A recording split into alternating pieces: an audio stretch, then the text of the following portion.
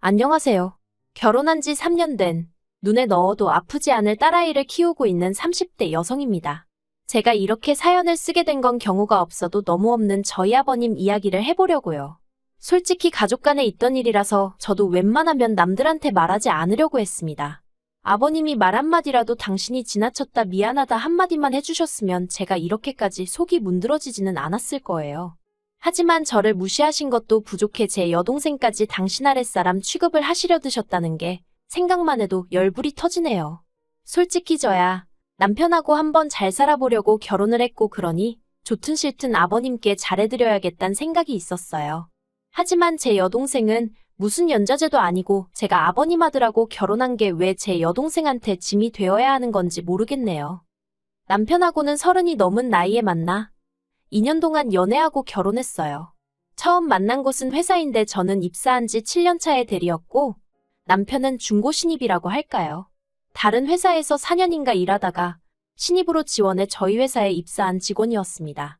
남편 말로는 사무실에서 제가 제일 친절해 보였다는데 아무튼 그래서인지 남편은 모르는 거나 궁금한 게 있으면 늘 저를 찾아 도움을 구했고 저는 원래 싫은 소리를 잘 못하는 성격이거든요. 그래서 이래저래 남편을 많이 도와주곤 했었는데 그런 시간들을 계기로 남편과 연애를 시작했다가 부부의 영까지 맺었네요.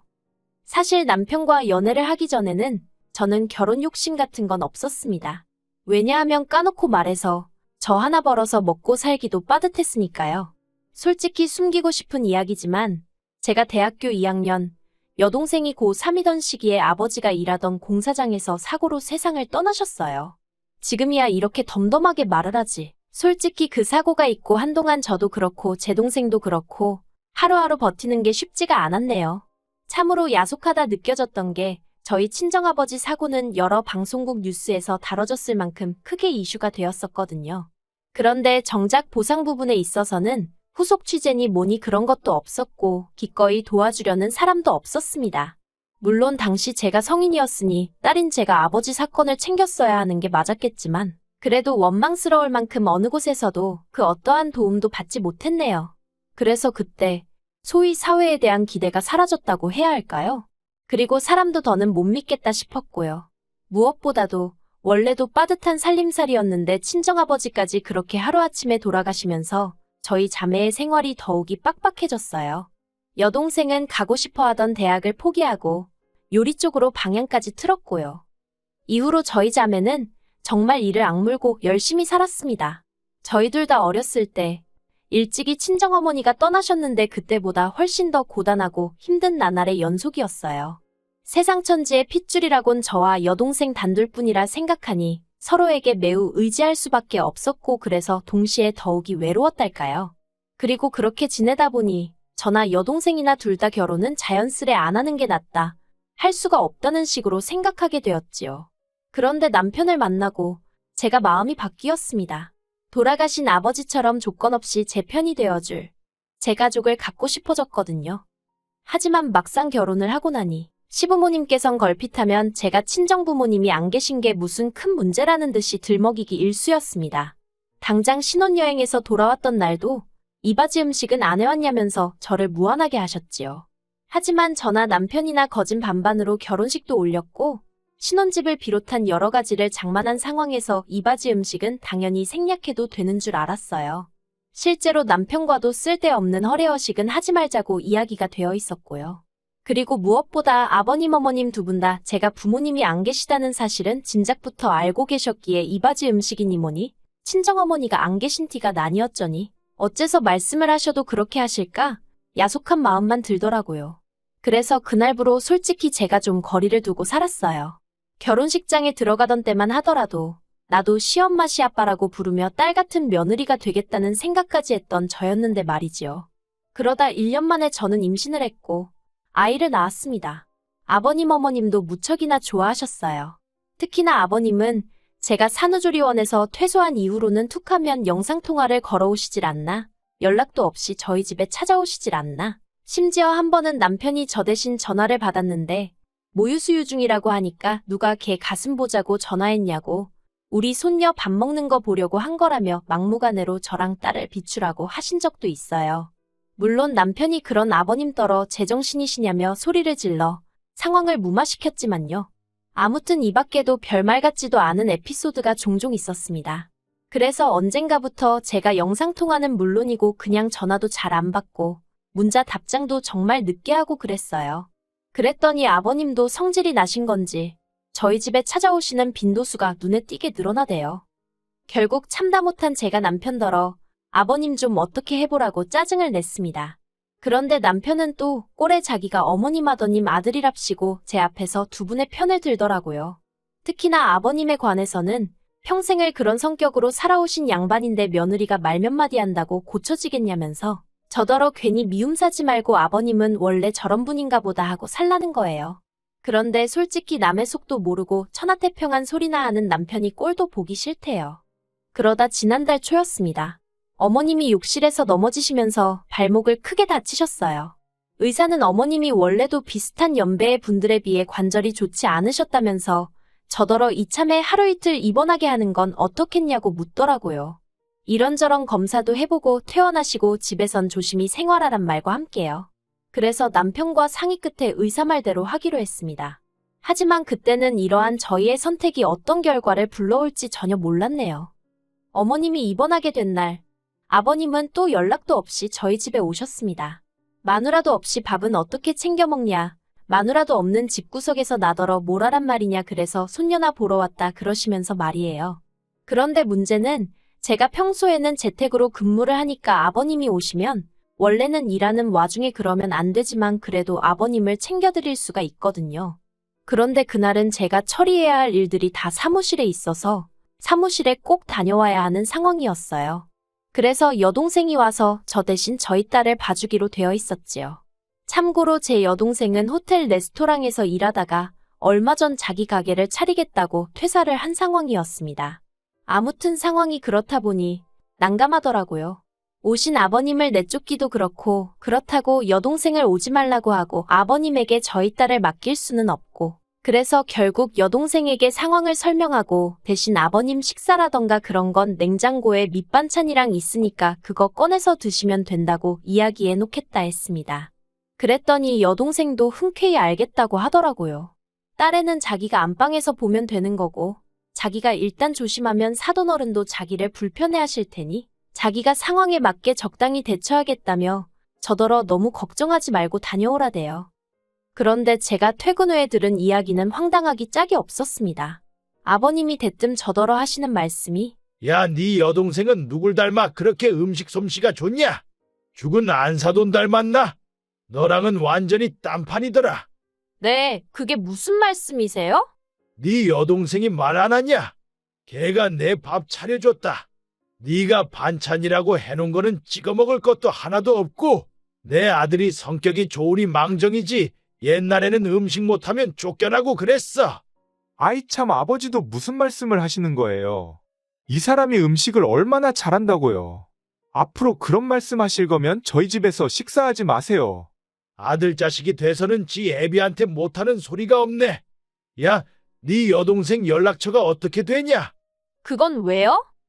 조만간 내가 연락을 한번 해봐야 될 것 같아서 그래, 줘봐. 아버지, 좀 그만하세요. 무슨 사돈처녀 연락처를 찾아요. 할 얘기 있으면 전화 이 사람 통해서 하세요. 그리고 아버님은 얼마 안 가 잠이 드셨고 저는 그 틈에 바로 여동생에게 전화를 걸었습니다. 아버님이 하신 말씀이 다 뭐냐고 물었더니 여동생이 좀 난처해하는 기색으로 제가 해놓은 음식을 꺼내놨더니 당신은 국이나 찌개가 없으면 식사를 못 하신다면서 제 여동생더러 뭐라도 하나 해보라고 하셨다나요. 그리고 여동생은 처음엔 어이가 없었지만 이내 돌아가신 친정아버지가 떠오르기도 하고 그래서 마침 집에 재료도 있어서 황태국을 끓여드렸다나요. 저희 친정아버지가 좋아하시던 메뉴였어요. 그런 속사정을 듣고 나니 무작정 여동생에게 화를 내기도 그렇더군요. 싫은 소리 못하는 성격은 저도 있었으니 당시 여동생이 느꼈을 당혹감과 곤혹스러움도 어느 정도 이해가 갔고요. 그래서 일단은 알겠다고 어쨌든 미안하다 했습니다. 그런데 그 일이 있고 한 달이나 지났을까요? 아버님 칠순을 2주 앞둔 날이었어요. 왜인지 아버님이 또다시 제 여동생 연락처를 요구하셨지요.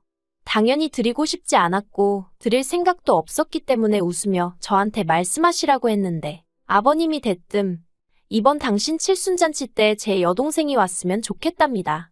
제 여동생이랑 저랑 합심해서 생일상 한번 상다리 부러지게 차려보라나요. 어이가 없어서 그만. 저도 모르게 저야 며느리니 그렇다 치지만 제 동생은 왜냐고 따지듯 물었네요. 그랬더니 아버님이 어차피 너나 네 동생이나 챙길 부모도 없는데 내 생일이라도 챙기면 어디가 덧나냐? 그러시는 겁니다. 어쩜 같은 말이라도 한마디 한마디 사람 가슴을 후벼 파는 소리만 골라 하시던지. 그리고 챙길 부모가 왜 없나요? 저희도 제사 지내고 아버지 모신 곳에도 가보고 다 합니다. 단지 아버님 마냥 집에서 술판을 벌리고 그런 짓을 안 한다 뿐이지. 아무튼 어이가 없어서 제 동생한테 그런 거 부탁하실 생각은 하지 마시라 했어요. 아무리 사돈처녀라지만 남이나 마찬가지 아니냐고요. 그랬더니 아니 동생이 언니 좀 도와준다 생각하고 오면 되는 거 아니냐면서 계속해서 억지를 쓰시대요. 정말 너무 화가 나서 그러면 제가 저희 친정부모님 제사 지낼 때 신우도 오라고 할 거냐고 물었습니다. 신우한테 제사 음식 한번 만들어 보라고 시킬 거냐고요. 그러자 아버님이 저더러 성격이 왜 그 모양이냐입니다. 애시당초 제가 음식을 잘했으면 좀 좋았겠냐며 너네 친자매는 맞냐? 무슨 말도 안 되는 말씀을 하시는데 솔직히 노망이 나셨나 그런 생각까지 들더라고요. 이후로도 몇 분간 아버님과 의미 없는 설전을 하다가 제가 너무 화가 나서 그냥 칠수는 동네 갈빗집에서 식사나 하자고 소리를 질렀습니다. 음식 솜씨도 없는 며느리가 차리는 밥상은 두 번 다시 못 받아보실 줄 아시라고요. 그리곤 전화를 끊어버렸어요. 그리고 이 일로 당연히 난리가 났지요. 아버님은 앞에 있었던 이야기는 어디다 다 날려버리시고 오로지 제가 결국 화를 참지 못하고 뱉어낸 몇 마디 말만을 문제 삼아 당신이 억울하다며 주변에 하소연을 하고 다니셨습니다. 물론 아버님 성격이 좋지 않은 건 친지지인 가릴 것 없이 다 알고 있었기 때문에 대놓고 저를 탓하는 사람은 없었지만요. 하지만 제가 황당했던 건 남편이 보여준 태도였습니다. 솔직히 말해서 세상 천지 모든 이가 저에게 돌팔매질을 하더라도 남편이란 인간이 저를 감싸주고 방패가 되어주려 든다면 얼마나 든든할까요?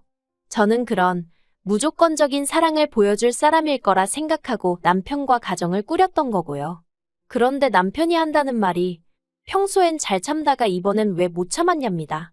그냥 평소처럼 한 귀로 듣고 한 귀로 흘리면 될 걸 제가 일을 크게 만들었다나요? 그리고 아버님 말씀이 틀린 게 하나 없다대요. 동생이 언니 좀 도와준다 생각하면 그렇게 힘든 부탁도 아니라고요. 솔직히 친정이 없다 보니 서러운 일 서글픈 일이 있어도 어디 가서 투정 부릴 수가 없잖아요. 그렇다고 여동생을 붙들고 언니가 힘들어 죽겠다 할 수도 없는 노릇이고. 그래서 매번 그냥 속으로 삭히면서 어차피 이래도 저래도 내일이면 한 번 할 때 잘하고 말자는 심정으로 싫어도 내내 하고 했던 일들이 얼마나 많았는지 몰라요. 그렇게라도 시부모님께 좋은 며느리이고 싶었고 잘 보이고 싶었다고 해야 할까요? 그런데 남편까지 헛소리를 해대는 걸 보고 있으니 제가 정말 바보같이 지냈다는 생각이 들대요. 호의가 계속되면 호구인 줄 안다더니 그런 말은 사람들이 웃자고 하는 소린 줄로만 알았지 그게 제 이야기일 줄 누가 알았겠어요? 저는 정신이 번뜩 차려졌고 더는 이렇게 살면 안 되겠다 싶었습니다. 그래서 남편에게 마지막이라고 지금 한 이야기가 전부 다 진심이냐 물었더니 그렇다대요. 그래서 그러면 더 할 이야기 없다고 우리 이쯤에서 헤어지자 했어요. 나는 아버님의 억지도 억지지만 나 때문에 내 동생까지 무슨 오라면 오고 가라면 가는 사람으로 취급받는 꼴은 못 본다고요. 그랬더니 남편이 저더러 자꾸 일을 키운다면서 자기는 이혼 소리 입에 쉽게 담는 사람하고는 못 산답니다. 그래서 그럼 잘 됐다고 말 나온 김에 확실히 정리하자 했어요. 그랬더니 남편이 약간 당황한 듯 하더니 그러면 딸은 자기가 키우겠답니다. 저같이 무책임한 여자한테 못 준다나요? 어이가 없어서 그러라고 했어요. 다행히 아버님도 손녀라면 껌뻑 죽지 않으시냐. 이참에 아버님 어머님이랑 당신이랑 다 같이 살면서 공동육아하면 되겠다고 잘 키워달라고요. 그랬더니 이제 정말 몇 시간도 안 있다가 아버님 어머님이 또 여지없이 연락도 없이 저희 집에 오셨습니다. 어머님이 아버님더러 미쳤냐고 어디 주접 부릴 데가 없어서 며느리도 모자라 사돈처녀한테까지 그랬냐고 아주 악다구니를 쓰시대요. 솔직히 아버님한테 매번 기죽어 있던 어머님만 보다가 어머님 목에 핏대 세워지는 거 보고 저 정말 크게 놀랐어요. 그리고는 어머님이 저더러 미안하다 하셨어요. 이게 다 당신이 아버님하고 싸우기 싫어서 웬만하면 알았다고 해줬는데 그게 버릇이 들어서 저 모양으로 늙은 모양이라면서요. 그리고는 남편도 저더러 자기가 잘못했답니다. 자기는 그냥 아버님하고 저하고 잘 지내면 좋겠는데 자기도 못 이긴 아버님을 며느리인 제가 어떻게 이기겠나 싶어서 속상한 마음에 한 소리였다나요? 하지만 문제의 장본인인 아버님은 끝끝내 사과는커녕 저를 쳐다도 보지 않으셨습니다. 하신 말씀이라곤 아무리 그래도 자식은 엄마가 키우는 거라나요. 아무튼 그래서 일단은 아버님 때문이 아니라 어머님과 남편의 진심 어린 사과로 이혼은 잠깐 보류하기로 했습니다. 남편은 제가 보류한 거라고 말할 때마다 그 소리 좀 하지 말라며 부들부들거리는데요. 저는 아직 마음이 다 풀어진 게 아니라서 보류가 맞거든요. 솔직히 애만 아니었으면 당장에라도 이혼했을 텐데, 아니 어쩌면 여기까지 오지도 않았을 거예요. 하지만 이젠 어쨌든 애가 있으니 제가 한 번만 더 마지막으로 참아보려고요. 정말 마지막으로요.